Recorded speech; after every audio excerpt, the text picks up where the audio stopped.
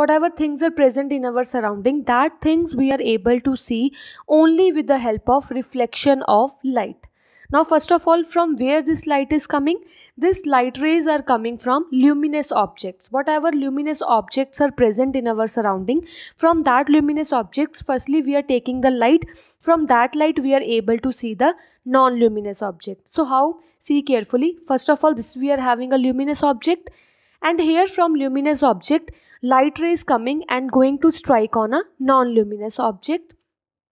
Here this light ray which is coming from a luminous body and going to strike on a non-luminous body, this light ray is known as incident ray. This name of the ray you have to remember.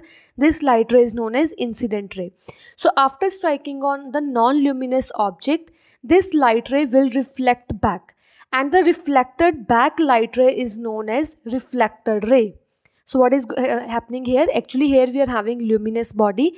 This luminous body is sending the light ray to the non-luminous object, and this light ray is known as incident ray. After striking on a non-luminous object, reflection of light takes place.